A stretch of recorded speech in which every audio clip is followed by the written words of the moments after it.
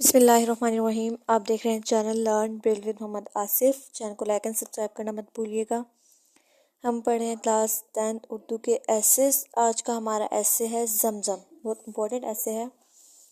آج سے ہزاروں سال پہلے کی بات ہے کہ جہاں آج مکہ مکرمہ کا متبرک شہر آباد ہے، وہاں ریت اور سڑی ہوئی پہاڑیوں کے سوا کچھ نہ تھا۔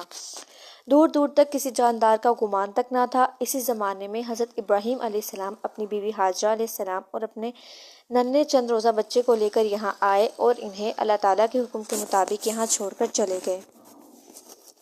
ماں اپنے ننھے شیرخوار کو ایک پہاڑی کی اونٹ میں بیٹھ گئی۔ سورج بلند ہوتا گیا، دھوپ کی تیزی بڑھتی گئی، زمین تپی، ہوا چلی، گرم لو کے پھپھوکے آنے لگے، پانی کی جھاگل خشک ہونے لگی اور ذرا سی دیر میں سوکھ گئی۔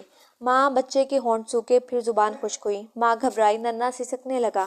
ماں کے ہوش اڑ گئے، اپنی پیاس بھول گئی، بچے کی حالت دیکھ کر تڑپی۔ ادھر ادھر دیکھا، ریت کے ذروں کے سوا کچھ نظر نہ آیا۔ اوپر دیکھا، آسمان کو دور پایا، نیچے دیکھا، زمین کو تور پایا۔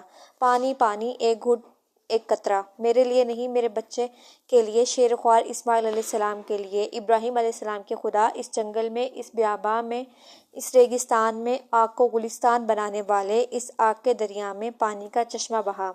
میرے ننھے کو ایک پانی کا قطرہ عطا فرما۔ اللہ میاں، مجھے اپنی جان کی پرواہ نہیں، اس ننھی جان پر کرم فرما۔ بچہ پیاس سے بے ہوش ہو چکا تھا، کبھی کبھی ٹانگیں ہلا دیتا۔ ماں نے اپنے منہ سے لعاب نکال نکال کر اس کے منہ میں ڈالا، مگر دن کی تمازت ختم ہو تو زندگی کی امید پیدا ہو۔ ذرا دیر کو بچے کے سانس کی حالت ٹھیک ہوتی، پھر وہی خشکی رگیں تک خشک کر دیتی۔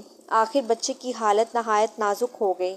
ماں دیکھ نہ سکی، مضطربانہ اٹھی، بچے کو زمین پر لٹایا، مروہ پہاڑی پر چڑھی، بے تابی سے ادھر ادھر دیکھا، پانی کا نشان تک نہ پایا۔ پھر صفا کی پہاڑی کی طرف بھاگی، ساتھ ساتھ بھاگتی جاتی تھی اور ساتھ ساتھ بچے کی طرف دیکھتی جاتی تھی کہ کوئی درندہ نقصان نہ پہنچائے۔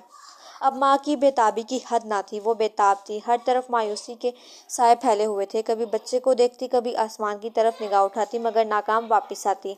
اسی طرح پہاڑیوں پر دوڑ رہی تھی کہ 6 پھیرے مکمل ہو گئے۔ 7ویں مرتبہ اللہ سے دعا کرتی ہوئی دوڑی اور واپس آئی تو دیکھا کہ بچے نے بے تابی سے جہاں ایڑیاں ماری اور رگڑی تھی، وہاں سے پانی کا چشمہ پھوٹ رہا ہے۔ حضرت حاجرہ علیہ السلام نے اللہ کا شکر ادا کیا، بچے کو پانی پلایا، خود پیا اور چشمے کے گرد پتھروں کی مینٹ بنا دی اور فرمایا کہ زمزم یعنی اے پانی ٹھہر جا۔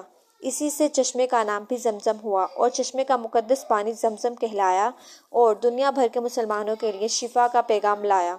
عرب کے بدو پانی کی تلاش میں ریگستان کے ذرے ذرے کا منہ دیکھتے ہیں۔ ایک بدو نے پانی پایا تو حضرت حاجرہ علیہ السلام سے پانی پینے اور اپنے اونٹ کو پلانے کی اجازت مانگی۔ آپ علیہ السلام نے بڑی خوشی سے اجازت دے دی اور آخر وہ وہیں خیمہ لگا کر بیٹھ گیا۔ پانی بڑے زوروں سے نکلتا رہا، بڑھتا رہا، پھیلتا رہا۔ صحرائی بدو آتے گئے اور اجازت پا کر چشمے کے گرد آباد ہوتے گئے، حتیٰ کہ پہلے خیموں کا شہر بسا، پھر پتھروں کے مکانوں کا شہر آباد ہوا۔ یہ تھا ہمارا ایسے زمزم۔ اب ہم ملیں گے اپنی نیکسٹ ویڈیو میں، تب تک کے لیے ویڈیو کو لائک اینڈ شیئر کریں۔ اللہ حافظ۔